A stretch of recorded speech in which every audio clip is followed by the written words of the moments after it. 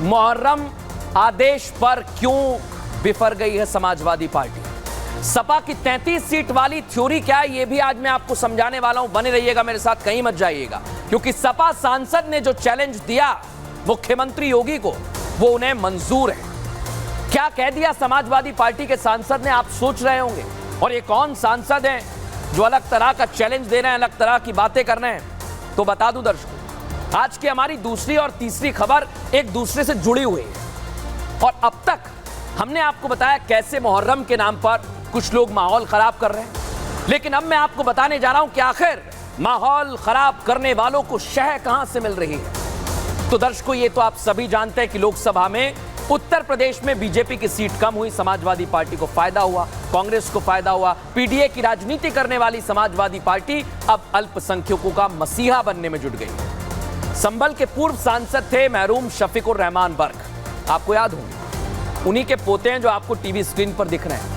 आप भी सोच रहे होंगे कौन है। आपको बता दें कि संभल से सांसद और अपने दादा की विरासत को बचाए रखने के लिए उन्हीं के नक्शे कदम पर चल पड़े।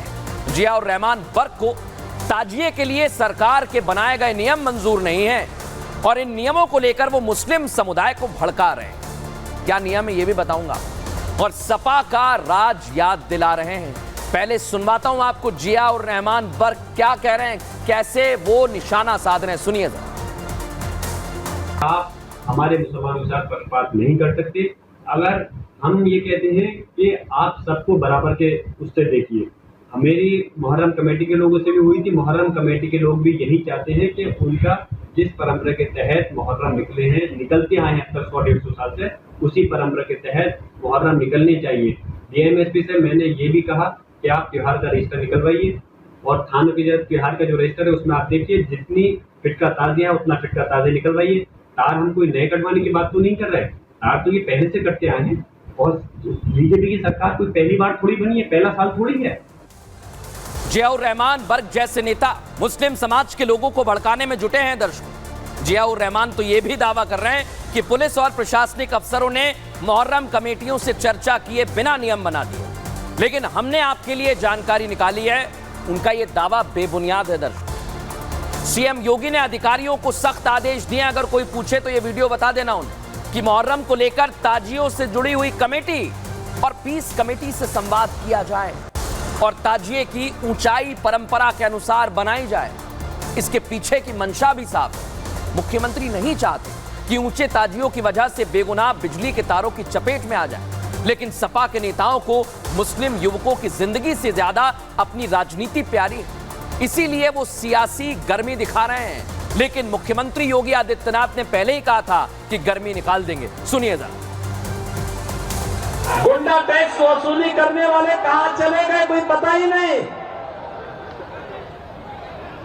कोई उनके लिए दो बूंद आंसू बहाने वाला भी नहीं। तो गर्मी दिखा रहे थे उस समय, गर्मी सबकी शांत हो गई होगी। वैसे भी मौसम बहुत सुहावना हो गया, कल तक बहुत गर्मी थी।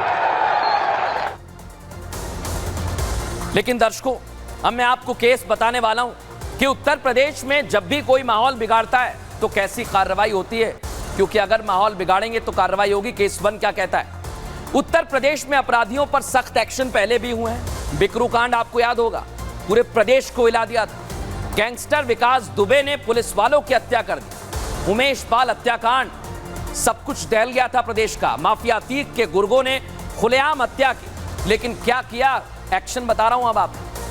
बिकरू कांड के बाद एक्शन हुआ। सीएम योगी ने आदेश दिया, विकास दुबे के साम्राज्य पर बुलडोजर चला, अवैध संपत्तियों को कुर्क किया गया।